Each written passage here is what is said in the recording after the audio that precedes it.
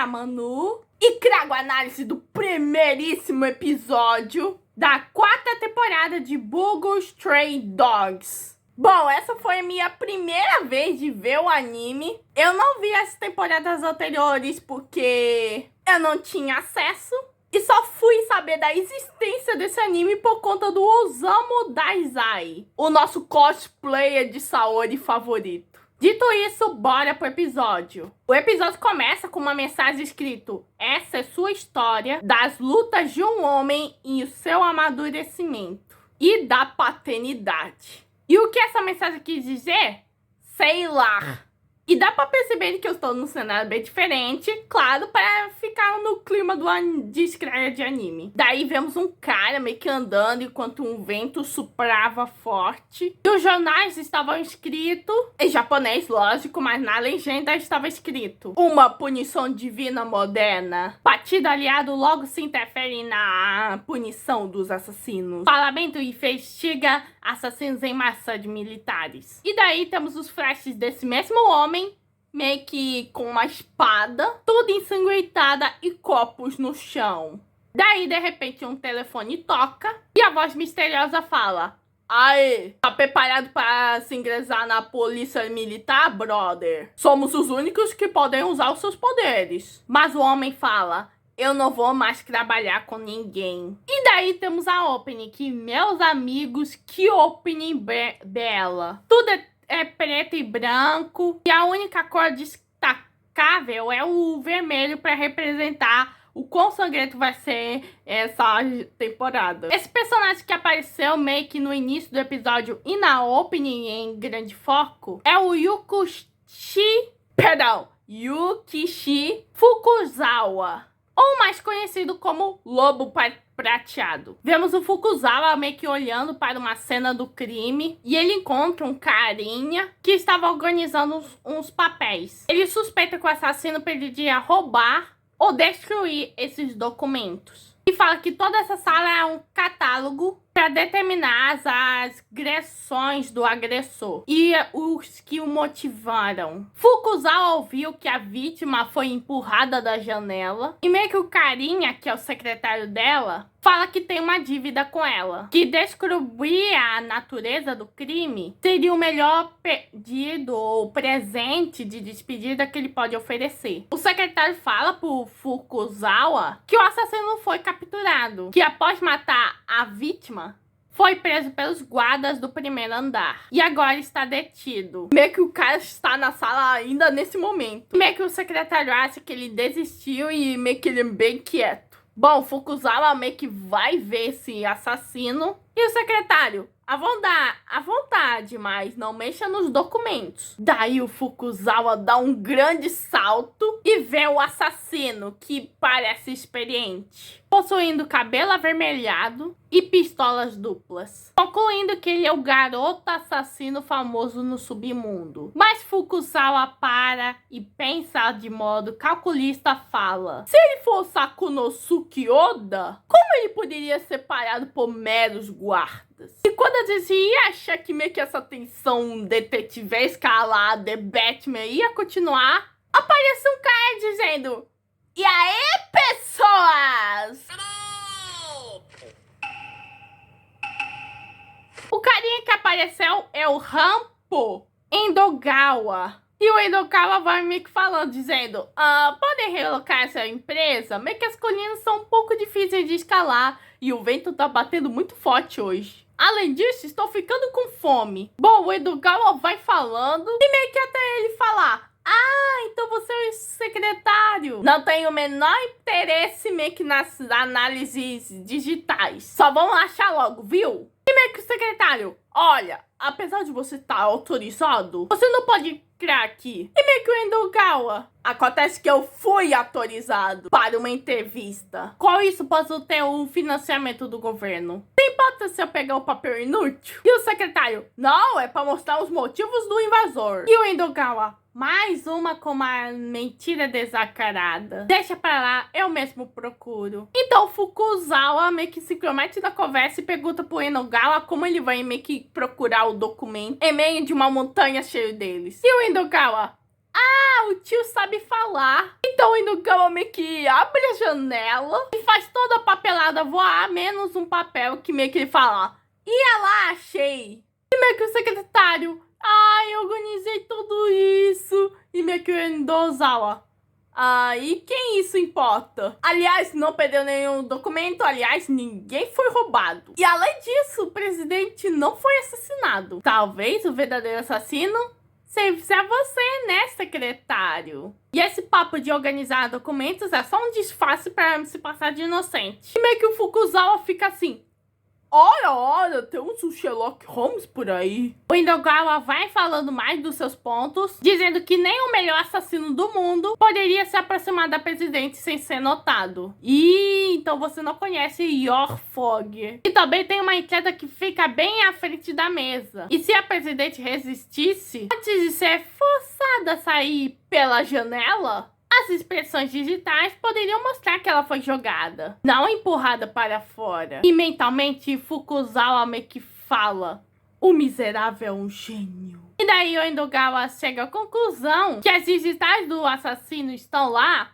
porque o secretário o concretou. E quando o Endogawa meio que fala: que tal perguntarmos pro assassino se é verdade mesmo no que tá falando o secretário de mentiroso? Daí o menino se solta e fala: olha, eu não tenho intenção de lutar contra vocês, mas também não quero sair morto. E daí começa uma luta bem frenética do Fukuzawa versus o garoto, que, mano do céu, está muito belo. E o garoto salta em alta velocidade e mata o secretário. Um ponto positivo para esse garoto: o menino fala que não há perdão nesse mundo, apenas vingança. Bom, Fukuzawa meio que já planeja em chamar a ambulância e a polícia. E o Endogawa: se acalma, tio.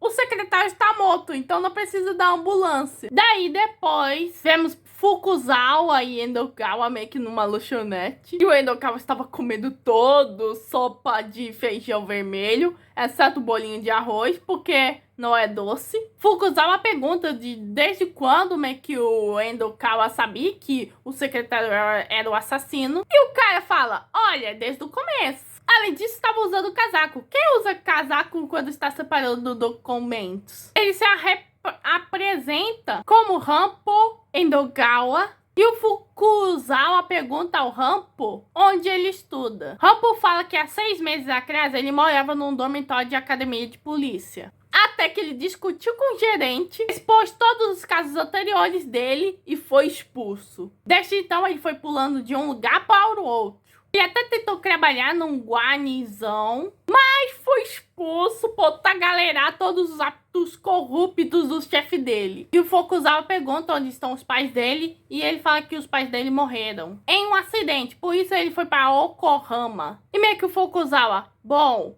você fez um bom trabalho. Aí o Rampo fica curioso e confuso, já que ele tá falando com um garoto de 14 anos que perdeu os pais, emprego e futuro. E é isso que tudo que o Fukuzawa disse. Então o Fukuzawa dá o recado dele para o Rampo, sendo um segurança particular, basicamente um guarda-costas. E é pro Rampo meio que entrar em contato dele já quando ele se encontrar em encrenca. Bom, o Rampo vai embora com o Fukuzawa percebendo que ele deixou os bolinhos de arroz, mas recebe um telefonema que é do Rampo dizendo: me ajude, senhor guarda-costas. Não tenho trabalho e nem lugar pra ficar. Isso foi totalmente uma quebra de expectativa, mas é assim que funciona em Bogus Stray Dogs. Em uma hora você está em um caso detetivesco, sangue, assassinato. E em outra hora você vê o Dazai falando pro Atsundi com urgência que queria ir ao banheiro.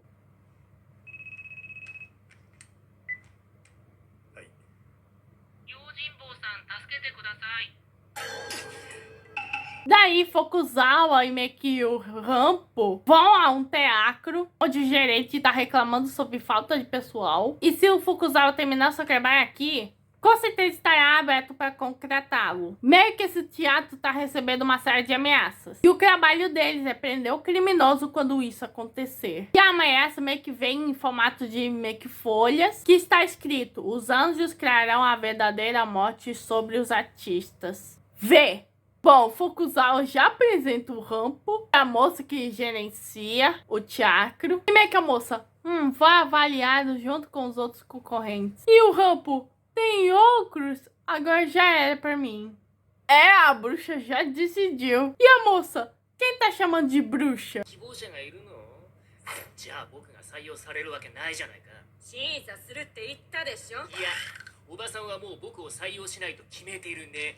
おばさん Rampo se questionando por que os adultos nunca falam o que pensam de verdade. E fala que é o mesmo caso do Fukuzawa. O Fukuzawa não quer que ele se encontre com a polícia municipal pra ele ficar de olho neles. Assim, a polícia fica de olho nele. Em outras palavras, ele não confia em ninguém. E meio que o Fukuzawa, olha, eu não sei quais são suas intenções, mas eu vou evitar ao máximo esse crime. Poxa, ele fala que sim, e meio que o Rampo.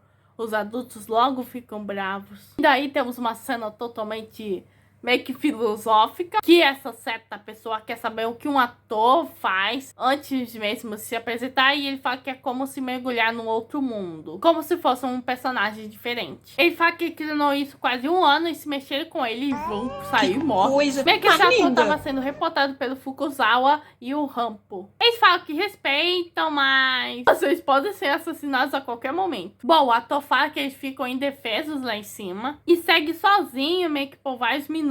E diz ser o principal, acredite ou não. E o Rampo? Seu nome é Tokio Murakapi? Nunca ouvi falar. E o ator? Olha, você já leu o roteiro? Aquele roteiro Sato já assistiu na primeira página. E meio que o ator, bom, se você deve achar isso Sato, então deve ser. Afinal, cabe o público decidir isso. Daí eles vão entrevistando os atores. E meio que uma mulher fala sobre o Tokio, que é o ator principal. E meio que ele tava se encontrando muito com o roteirista da peça. E o carinha no fundo, bom, eu não acho que vai ter um assassinato, mas se tiver, possivelmente vai ser o Tokio. Eu tenho um papel pequeno, então daí nem vale a pena me ameaçar. Daí aparece uma menina comendo chocolates, o Rampo fica meio que ansioso. Passei essa cena fofinha.